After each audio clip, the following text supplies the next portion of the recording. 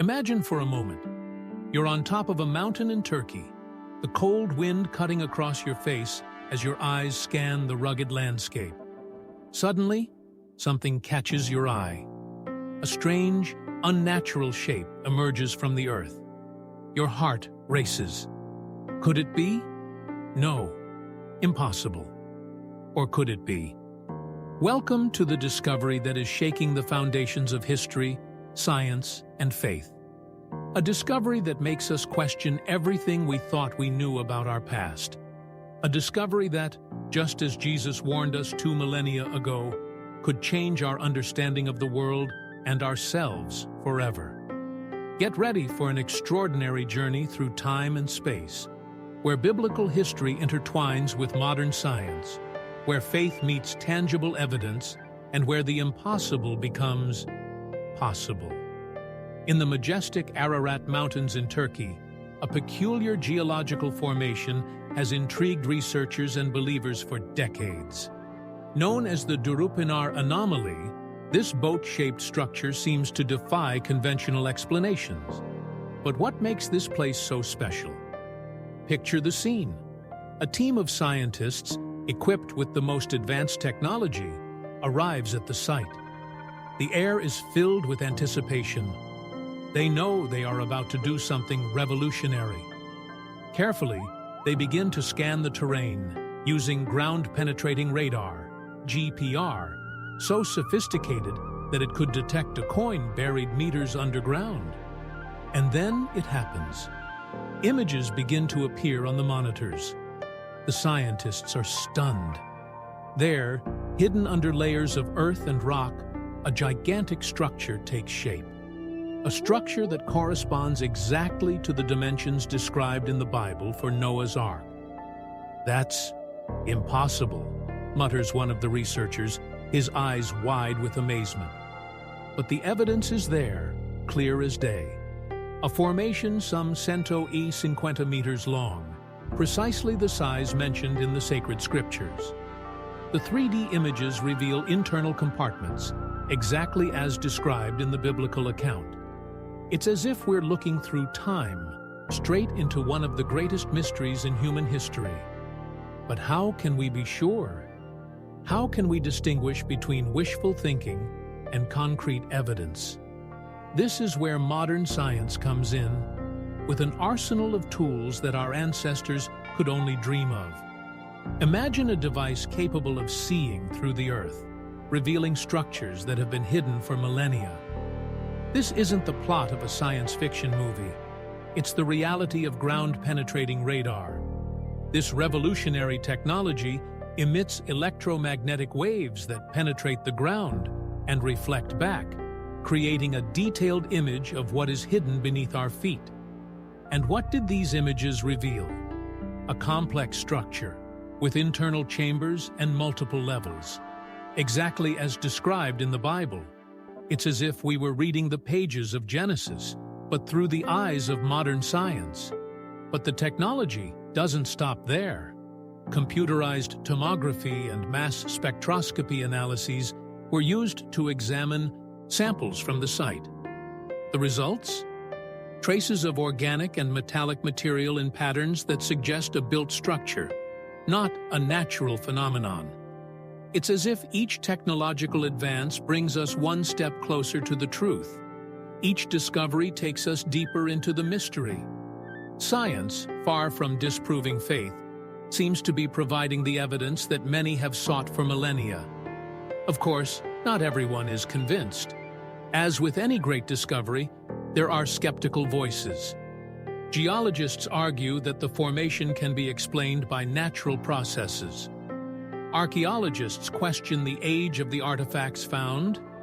It's a heated debate that echoes through university corridors and the pages of scientific journals.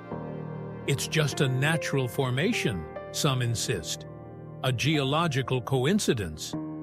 But others aren't so sure. How can we explain the precision of the measurements, they ask? How can we justify the internal complexity revealed by the scans? It's a clash between scientific skepticism and the possibility of the extraordinary. One reminds us to keep our feet on the ground. The other invites us to dream of the impossible. And in the midst of this debate, a truth emerges. The search for Noah's Ark is more than an archaeological treasure hunt. It's a journey that touches the very core of who we are, where we come from, and what we believe in. But what if the story of Noah's Ark is more than just a biblical account? What if it is part of humanity's collective memory, an echo of a catastrophic event that has left its mark on cultures around the globe? Travel with me through time and space. Imagine ancient civilizations separated by vast oceans and impassable continents. The Sumerians in Mesopotamia, the Mayans in Central America, the Australian Aborigines, cultures that have never had contact with each other. And yet, in each of them, we find surprisingly similar stories. In the Epic of Gilgamesh, the Sumerian hero Utnapishtim builds a boat to save life on Earth from a great flood. In Greek mythology, Zeus floods the world, with only Deucalion and Pyrrha surviving in an ark. The Hindus speak of Manu, who builds a boat to escape a universal flood. How can these similarities be explained? Are they just coincidences? Or are they distant echoes of a real event, so cataclysmic that it has left its mark on humanity's collective memory? But it's not just legends and myths that point to the possibility of a global flood. Modern science is unearthing, or rather unearthing, fascinating evidence. Imagine yourself as an underwater archaeologist exploring the depths of the Black Sea. Your lights illuminate something unbelievable: the ruins of an ancient city, perfectly preserved in the cold, oxygen-free waters.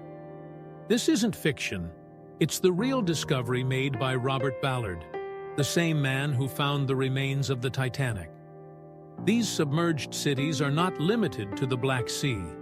From the coast of India to the Persian Gulf, from the seas of Japan to the waters of the Caribbean, archaeologists are discovering traces of civilizations lost beneath the waves.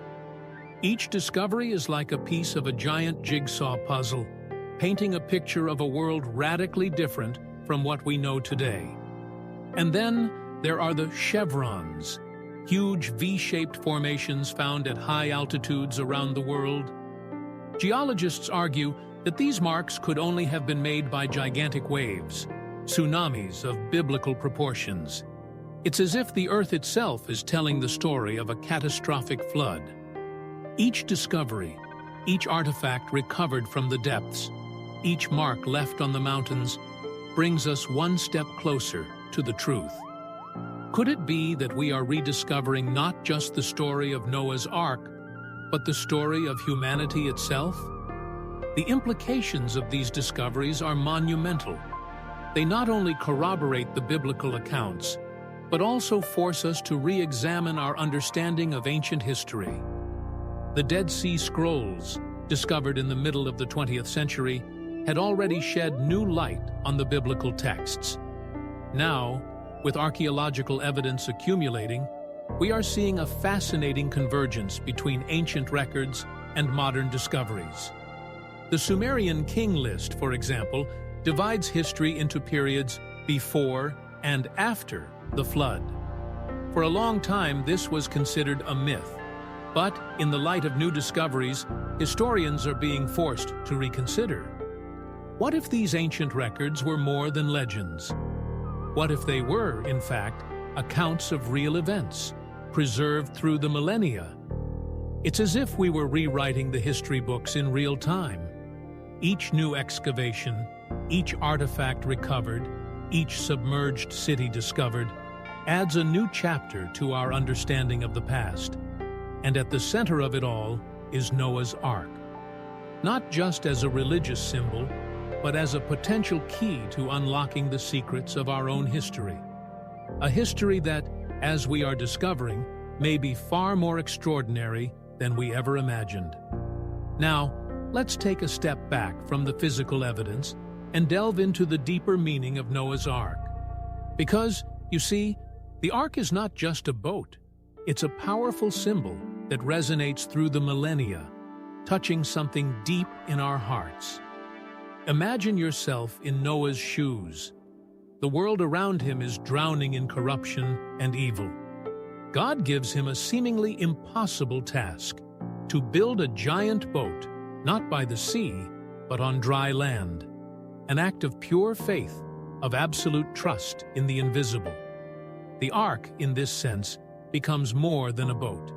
It becomes a symbol of salvation, of redemption, a tangible reminder that, even in the darkest of circumstances, there is hope. There is a path to safety. And isn't it fascinating how this symbolism echoes throughout the Bible?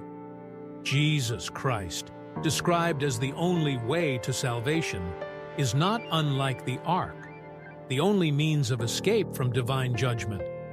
It's as if the story of Noah is a foreshadowing, a type that points to something even greater to come. Now, focus on the door of the ark, a single entrance to salvation, open for a time, offering refuge to all who entered, but eventually closed by God Himself. This image is incredibly powerful. It represents God's grace, available, accessible, open to all. But it also reminds us that this offer is not eternal. There is a moment of decision, a point of no return. It's not hard to see the parallel with Jesus' message. He described himself as the door through which people must enter in order to be saved. The language is almost identical, as if Jesus was deliberately evoking the image of the ark in his teachings. And just as the door of the ark was closed before the waters of the flood came, Jesus also spoke of a time when it would be too late. A solemn warning embedded in an offer of unimaginable grace. There is another fascinating parallel between the story of Noah and the message of Jesus. Both were, in essence, heralds of a divine warning.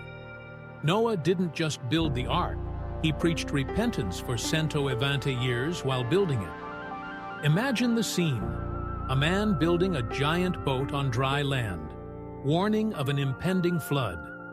It must have seemed crazy to his contemporaries. Jesus, in a similar way, came with a message of repentance and a warning of coming judgment. Like the people in Noah's time, many in Jesus' time and today find it difficult to accept his warning. But in both cases, the warning is accompanied by an offer of salvation. The ark was there, ready to receive all who would believe. Jesus offers himself as the way to salvation, open to all who believe. It is a message of hope, wrapped in a solemn warning. A call to action, an invitation to safety in the midst of the coming storm. And so the ark becomes more than a historical relic. It becomes a living symbol of faith, of obedience, of salvation. A tangible reminder of God's care for His creation, even in the face of judgment. Whether the ark is a historical fact or a powerful metaphor, its meaning transcends the physical. It speaks to us of faith, of hope, of redemption. It reminds us that, no matter how dark the waters may seem, there is always a way to safety for those who trust in God. While the evidence for the existence of Noah's Ark continues to accumulate, many mysteries remain. One of the most intriguing is the material used in its construction. The Bible mentions a material called gopher wood, but what exactly this means has been the subject of debate for centuries. Imagine yourself as a linguistic detective trying to decipher an ancient code. The term gopher wood is a transliteration of the original Hebrew, but its exact meaning remains an enigma. Some theories suggest that it could be cypress, a wood known for its durability and resistance to water. Others argue that it could be a reference to cedar, a precious wood often mentioned in the Bible for its quality. One fascinating theory proposes that gopher wood could actually refer to a construction technique, not a specific type of wood. The idea is that the planks of the ark could have been treated with pitch or resin, making them waterproof. A technique that aligns with the biblical instruction to cover the ark inside and out with pitch.